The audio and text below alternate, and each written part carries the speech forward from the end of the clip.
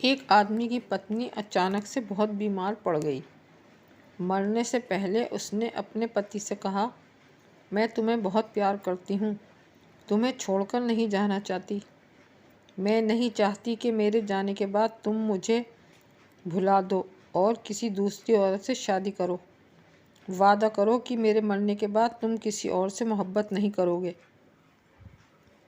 वरना मैं मरने के बाद भी तुम्हें चैन से नहीं जीने दूंगी। इतना कहकर वो चल बसी। उसके जाने के कुछ महीनों तक उस आदमी ने किसी दूसरी औरत की तरफ देखा तक नहीं। पर एक दिन उसकी मुलाकात एक ऐसी लड़की से हुई जिसे वो चाहने लगा। बात बढ़ते बढ़ते शादी तक आ गई और उनकी शादी हो गई। शादी के ठीक बाद आदमी को लगा कि कोई उससे कुछ कह रहा है। मुड़कर देखा तो वो कोई साया था। वो साया बोला, तुमने अपना वादा तोड़ा है, अब मैं तुम्हें हर दिन परेशान करने आऊँगी। और इतना कहकर वो गायब हो गई। आदमी अब घबरा गया। उसे रात भर नींद नहीं आई। अगले दिन भी रात को उसे वही आवाज़ सुनाई दी, मैं तुम्हें चैन से नहीं जीने दूंगी। मैं जानती हूँ कि आज तुमने अपनी नई पत्नी से क्या क्या बातें की। आदमी डर कर काँपने लगा। अगले दिन वो शहर से बहुत दूर एक बुज़ुर्ग मास्टर जी के पास गया और उन्हें सारी बात बताई।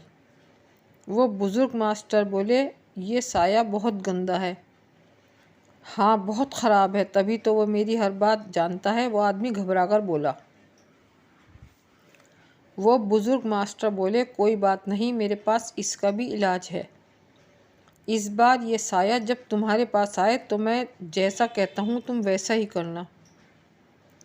उस रात जब वो साया आदमी के सामने आया तो आदमी उससे बोला, तुम इतनी चालाक हो कि मैं तुमसे कुछ भी नहीं छुपा सकता, और जैसा कि तुम चाहती हो मैं अपनी दूसरी पत्नी को छोड़ने के लिए भी तैयार हूँ, लेकिन उसके लिए तुम्हें मेरे एक सवाल का जवाब देना पड़ेगा, और तुम मेरे सवाल का जवाब नहीं दे पाई तो तुम्हें हमेशा हमेशा के लिए मेरा पीछा छोड़ना होगा। वो साया बोला, मंजूर है, पूछो अपना सवाल। आदमी ने फ़ौरन ज़मीन पर पड़े छोटे छोटे बहुत से कंकड़ अपनी मुट्ठी में भर लिए और बोला, बताओ मेरी मुट्ठी में कितने कंकड़ हैं। और ठीक उसी वक्त वो साया गायब हो गया।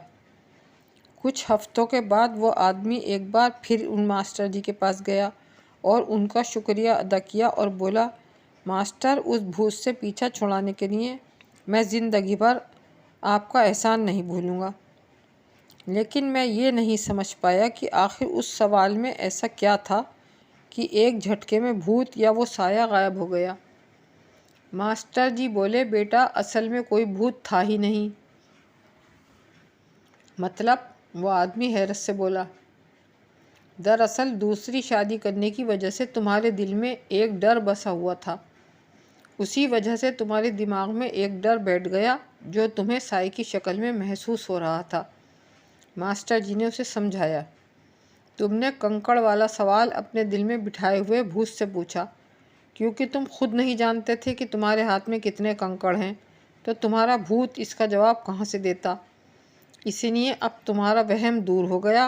भूत प्रेत कुछ नहीं था, तुम्हारा पहली पत्नी वाला वहम तुम्हें डरा रहा था।